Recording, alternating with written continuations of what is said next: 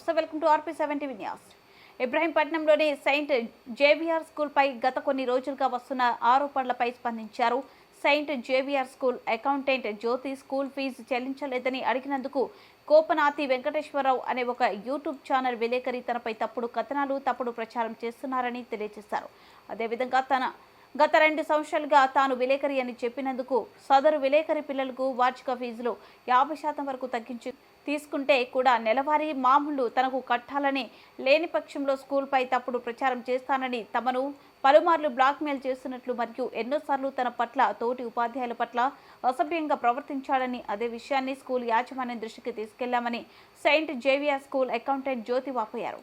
ఇదిలా ఉండగా తాజాగా తమ పిల్లలు స్కూల్ చెల్లించాలని అడిగినందుకు గాను అకౌంటెంట్ జ్యోతిపై నోటికి వచ్చినట్లు దూషించడమే కాకుండా కులం పేరుతో అసభ్య పదజాలంతో ఇష్టానుసారంగా ఒక మహిళని కూడా లేకుండా దూషించినట్లు తోటి ఉపాధ్యాయులు తెలియజేయడం జరిగింది.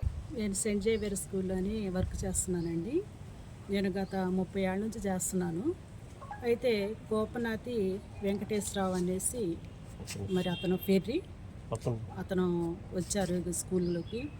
వచ్చి హాల్ టికెట్స్, మరి ఎగ్జామ్స్ టైం కదండి ఇది, వచ్చి హాల్ టికెట్ ఇవ్వమని అడిగారు. అయితే ఆయనకి ఇంకా 10,000 దాకా డ్యూ ఉందండి కట్టవలసింది. ఆ 10,000 కూడాను మరి కట్టేస్తే ఇచ్చేస్తామని చెప్పాను నేను. అయితే అది ఇవ్వరా మీరు అనేసి అడిగారు. నేను మేనేజ్మెంట్ని అడిగిస్తానండి హాల్ టికెట్ అనేసి నేను అన్నాను.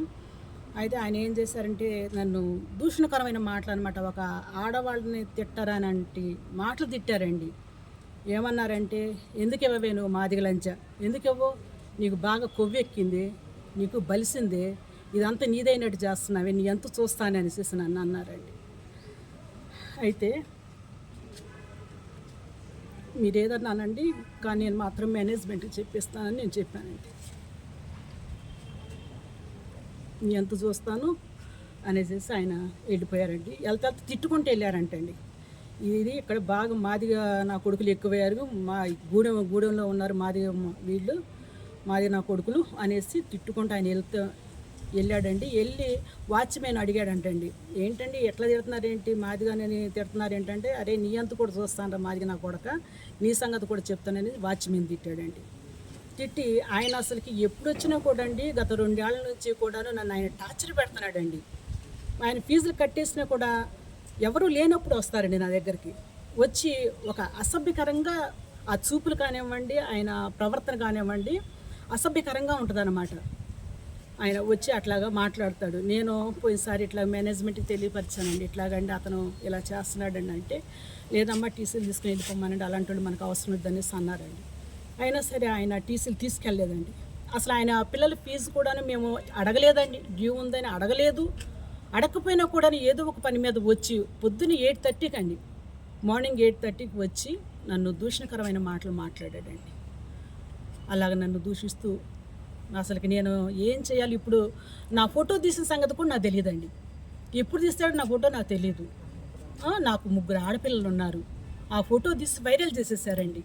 దాని కింద ఏంటంటో నేనంటే పిల్లల్ని ఎండలో నుంచోబెడతానంట. నేను 30 ఏళ్ళ నుంచి ఇక్కడ చేస్తున్నానండి, 30 ఏళ్ళ నుంచి చేస్తున్నాను. ఆ పిల్లలు కూడా వచ్చి ఇక్కడ చదువుతున్నారు.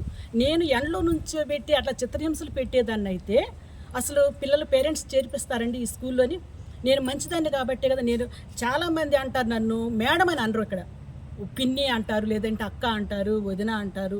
ఆ విధంగా వచ్చి నన్ను పిలుస్తారు. 30 ఏళ్ళ నుంచి చేస్తున్నానంటే మా సెయింట్ జేవియర్ స్కూల్ అంటే ఒక బ్రాండ్ ఉందండి ఇక్కడ. అంత మంచి పేరుని ఈయన డబ్బుల కోసం, వాళ్ళ పిల్లలు మా దగ్గర చదువుతున్నారండి. ఒకళ్ళేమో 9th, ఒకళ్ళు 7th. పోయిన సంవత్సరం కన్స్ట్రక్షన్ ఆఫ్ ఫీజు నేను విలేకరిని అనేసి అంటాడండి. ఆయన విలేకరు ఏమో ఏ విలేకరు కూడా చెప్పడు. నేను విలేకరిని అని చెప్పి పోయిన సంవత్సరం ఆఫ్ ఫీజు తీసుకున్నారు కన్స్ట్రక్షన్. ఈ సంవత్సరం కూడా ఆఫ్ ఫీజు కన్స్ట్రక్షన్ ఇచ్చామండి.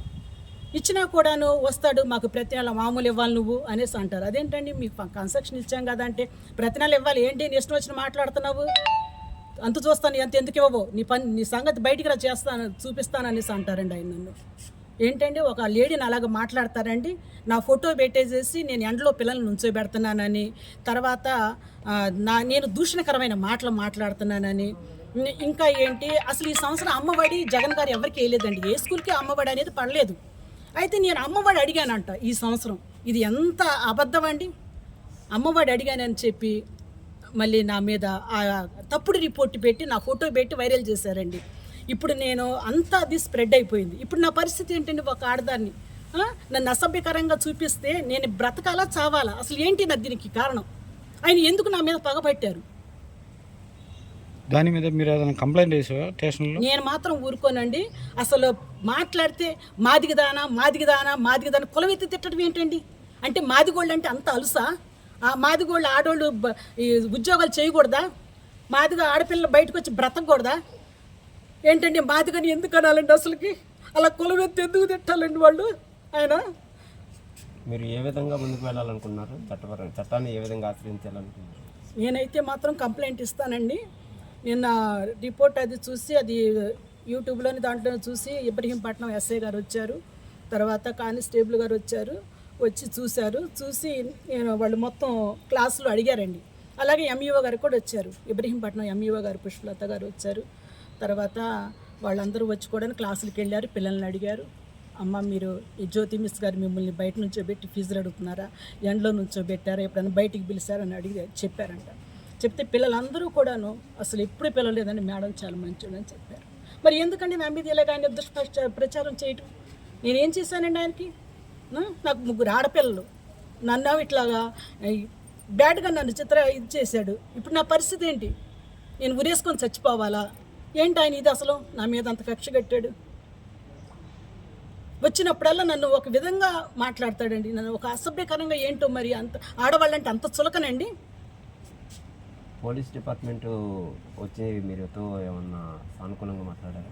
వాళ్ళు మాట్లాడారండి వచ్చి, ఏం కాదమ్మా నువ్వు చేయలేదు, మేమంతా ఎంక్వైరీ చేసాము, మీరు అలాగన్నీ కూడా మీరు మంచిగానే ఉంది, మీ వల్ల ఎలాంటి ఇది ఇబ్బంది లేదు, ఆయన చెప్పిందంతా ఇది తప్పుడు ఇదని మాకు తెలిసిందమ్మా అనేసి చెప్పేసి వాళ్ళు రాసుకొని వెళ్ళారండి.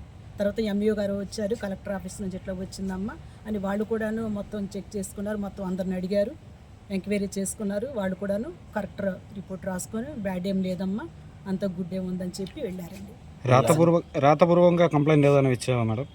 రాతపూర్వకంగా మాత్రం కంప్లైంట్ ఇస్తానండి. నేను ఇప్పటి వరకు కూడాను నేను నిర్ణయం తీసుకోలేదు. ఇప్పుడు మాత్రం నేను రాతపూర్వకంగా వెళ్తాను. అసలు మాదిగా అంటాం ఏంటండి అది మాదిగా అంటాం? నేను మాత్రం ఊరుకోనండి. మాదిగ కులస్తులు నన్ను ఒక్కదాన్ని అంటాం కాదండి, ఇది మొత్తాన్ని మాదిగ కులాన్ని మొత్తాన్ని ఆయన అంత అలుసుగా చులకనగా మాట్లాడుతున్నాడు. ఏంటండి? మీ యాజమాన్యానికి తెలియపరిచారా అలా జరుగుతుందని? తెలియపరిచామండి. ఇప్పుడు మేము మరి ఆయన మాట్లాడితే ఎందుకు మమ్మల్ని ఆడవాళ్ళని ఇట్లాగా చండాలంగా మాదిగ వాళ్ళని అనేసి ఇట్లాగా అసభ్యంగా మాట్లాడుతున్నాడో నాకైతే తెలీదు. ఆయన మనసులో ఏముంది, నేను మాత్రం కంపల్సరీగా కంప్లైంట్ ఇస్తానండి. ఆయన మీద యాక్షన్ తీసుకుంటాను, నేను మాత్రం ఊరుకోను. Okay madam, thank you. టీచర్గా గత 13 సంవత్సరాలుగా పనిచేస్తున్నానండి. మేము క్లాసులు చెప్పుకొని వెళ్ళిపోవడం తప్ప మేము ఫీజుల గురించి మాకు ఎటువంటి సంబంధం ఉండదండి. నాకు ప్రైమరీ హై స్కూల్లో క్లాసెస్ ఉండడం వల్ల నేను టైం టేబుల్ ప్రకారం వెళ్తూ ఉంటే హిస్టరీ గారి గురించి ఒక పేరెంట్ మాట్లాడడం విన్నామండి మేము. రెండోది ఏంటంటే మాకు ఫీజులకు సంబంధం ఉండదండి, సబ్జెక్ట్ టీచర్స్కి ఏమి సంబంధం ఉండదు. ఆయన నా పేరు కూడా పెట్టి మీడియాలో చాలా స్ప్రెడ్ చేసి బాగా బ్యాడ్ చేశాడండి. మాకు ఫ్యామిలీలో కూడా ప్రాబ్లమ్స్ వస్తున్నాయి.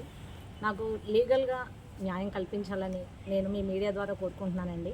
రెండో విషయం ఏంటంటే అండి, ఇది ఎంత దూరం వెళ్తుందో తెలియదు. ఒక మనిషిని ఇంత బ్యాడ్గా ప్రోపకాండా చేస్తే అమాయకుల్ని అది ఎంత దూరం వెళ్తుంది అనేది ప్రతి ఒక్కరికి తెలుసండి. నాకు ఏ మీడియా ద్వారా అయితే నన్ను ఆయన బ్యాడ్ చేశారో అదే మీడియా ద్వారా ఆయన నాకు సారీ చెప్పాలి. లేదనంటే మాత్రం నేను లీగల్గా ప్రొసీడ్ అవుదామని అనుకుంటున్నానండి. ఎందుకంటే అమాయకుల్ని కూడా వాళ్ళు ఇలా వేధించడం అనేటువంటిది కరెక్ట్ కాదు. మీరు మీడియా ఉన్నారు అని అంటే 10 మందికి న్యాయం చేయాలని మేము ఆశిస్తామండి. మీ మీడియా ద్వారా అందరికీ న్యాయం జరుగుతుందని మేము నమ్ముతున్నాము. ఒక ఎడ్యుకేషన్ డిపార్ట్మెంట్లో ఉన్నాము మేము టీచర్స్ని. పిల్లల్ని ఏ విధంగా కూడా మేము హెరాస్ చేయమండి, మా పిల్లల కన్నా ఎక్కువగా చూసుకుంటాము. అటువంటి విద్యాసంస్థలో ఉన్నటువంటి టీచర్స్ని ఆయన అలా మాట్లాడడం, మమ్మల్ని మీడియా ద్వారా బయటికి అలా బ్యాడ్గా ప్రోపకాండా చేయడం అనేటువంటిది చాలా తప్పండి. ఒక మీడియా ద్వారానే నేను మళ్ళీ అతని జర్నలిస్ట్ అని చెప్తున్నారు, అది ఎవరైనా కానివ్వండి. ఒక వ్యక్తిని, అమాయకుల్ని, ముఖ్యంగా 100 మంది తప్పు చేసిన వాళ్ళని నేరస్తులైనా వదిలేయచ్చు, కానీ ఒక అమాయకుడికి శిక్ష పడకూడదు అనేటువంటిది మన యొక్క శిక్షా స్మృతి, మన రాజ్యాంగం చెప్తుంది. అటువంటప్పుడు ఏమాత్రం తప్పు చేయనటువంటి ఒక అమాయకురాల్ని తను బ్యాడ్ ప్రోపకాండా ద్వారా అలా చేయడం వల్ల నాకు చాలా ప్రాబ్లంగా ఉందండి. నా రిలేటివ్స్ కానీ, నా వెల్ విషర్స్ కానీ, నా స్టూడెంట్స్ కానీ ప్రతి ఒక్కళ్ళు నాకు కాల్ చేస్తున్నారు. ఎంతవరకు నేను సమాధానం చెప్పగలనండి.